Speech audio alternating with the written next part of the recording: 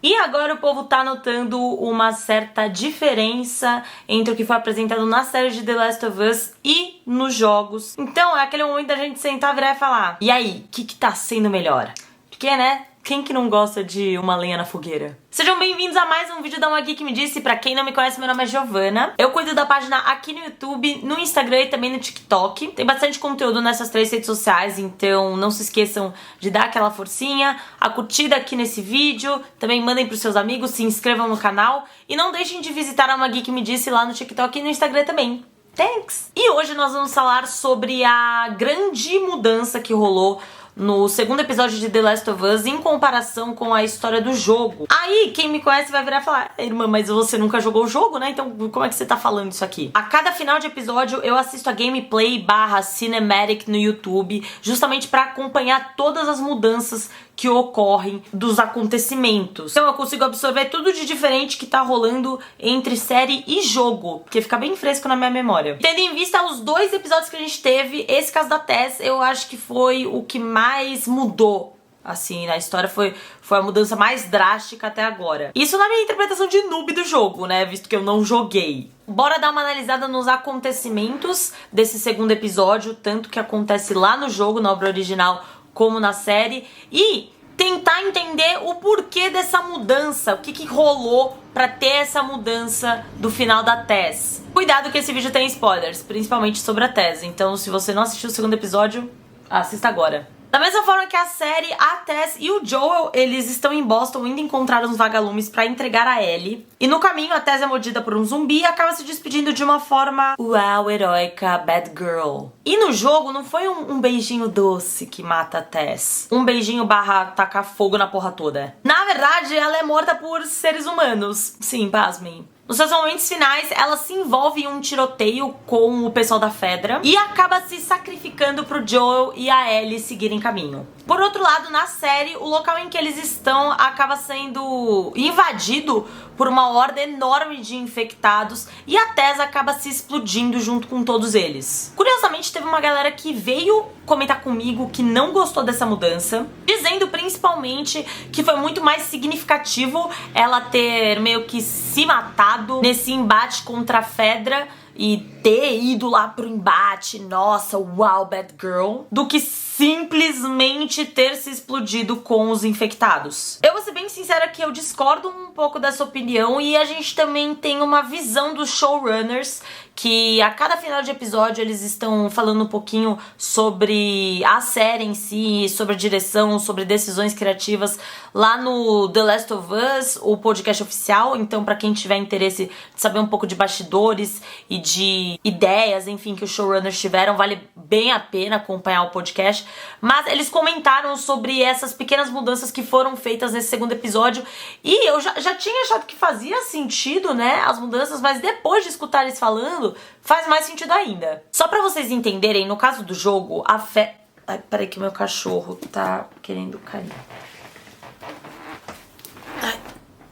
No caso do jogo, a Fedra, ela estaria atrás do Joel, da Ellie e também da Tess, visto que eles fugiram da área de quarentena, que você tá proibido de fugir. Mas cá entre nós, os caras estão em cenário apocalíptico. Existe toda uma proteção absurda quando se trata de pessoas de fora. Fora da zona de quarentena tem os funguentos, tipo, pra que diabos arriscar os soldados pra ir atrás de 3 gatos pingados? Então assim, meio que não fazia muito sentido mesmo a Fedra tá se arriscando pra ir atrás deles. Outra coisa que se mostrou essencial pros showrunners alterarem essa decisão criativa do jogo foi o fato de que eles queriam dar novos ares pro fungo em si. Eles queriam deixar claro essa nova vertente dos infectados.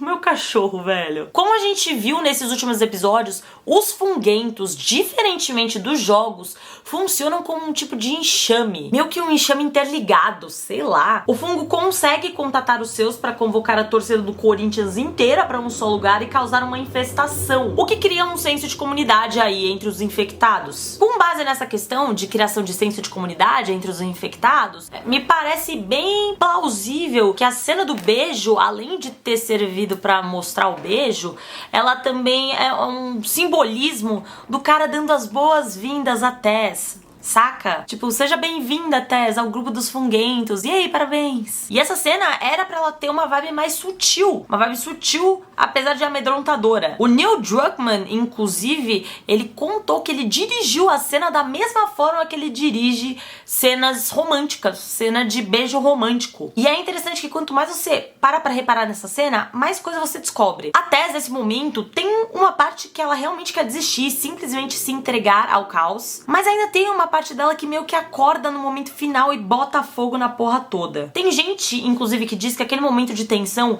em que ela tá tentando acender o isqueiro, tentando, não consegue, não era uma falha do isqueiro em si, na verdade era uma falha dela mesma, que já tava sucumbindo ao fungo, deixando de lado as próprias vontades e seguindo a vontade do fungo. Era como se a mente coletiva dos funguentos já tivesse tomando posse, controlando as ações e os desejos da própria Tess. Os criadores da série no podcast também ressaltaram o quanto essa cena foi construída com base no amor. E ele já vem há um tempo ressaltando e comentando muito que o sentimento que move a série, o sentimento que ronda The Last of Us é o sentimento de amor. E isso não deixa de ser aplicado no fungo. Cara, eu tô romantizando um fungo, velho. Eu cheguei nesse ponto. Mas realmente, essa questão de amor não deixa de ser aplicada no fungo na medida em que, tipo, nós como seres humanos, quando a gente se apaixona, a gente tem esse instinto de criar mais humanos. A gente é tão apaixonado que a gente tem essa necessidade de, procriar. E esse exato exemplo é dado pelos showrunners na hora de falar sobre o fungo. Visto que eles se amam a um ponto de quererem desesperadamente se espalhar, e é isso aí, a mesma concepção dos seres humanos. No final do dia, a cena foi colocada como se fosse uma cena bonita mesmo. Quer dizer, bonita...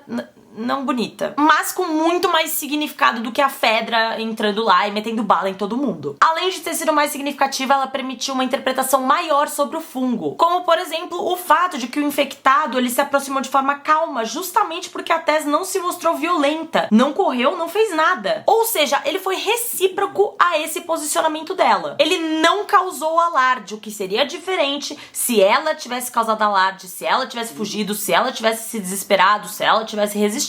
E eu acho que ter sido uma cena tranquila deixou a parada mais tensa ainda, porque você tem tempo de raciocinar e digerir o que tá acontecendo. Você vê com todos os detalhes o nojo que foi. Se fosse uma perseguição, a gente não ia nem ter tempo de entender o que tava acontecendo. Ainda falando sobre a Tess, foi revelado nesse podcast que o começo desse episódio seria diferente. Ele falaria um pouquinho mais sobre a backstory da Tess, que por sinal é bem trágica. O seu marido e o seu filho foram infectados e ela matou o marido, mas não teve coragem de matar o filho.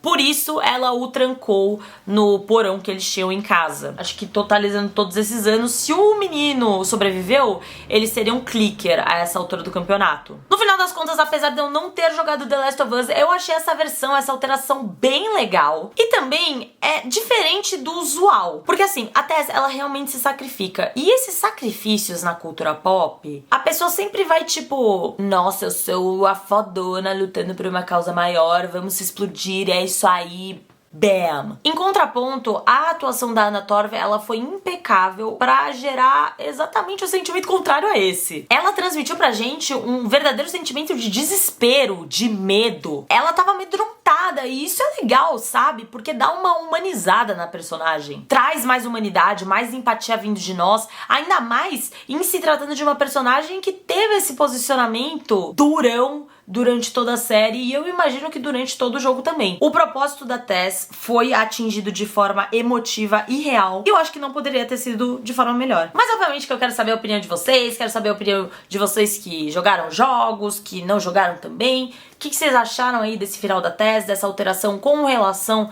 aos funguentos, que é essa rede de conexão dos infectados, que um avisa e todos já sabem, já causa o enxame. Quero saber o que vocês estão achando dessas mudanças sutis e, obviamente, o que vocês estão achando da série no geral. Então deixem aí nos comentários. Não se esqueçam de se inscrever no canal, deixar sua curtida pra me ajudar.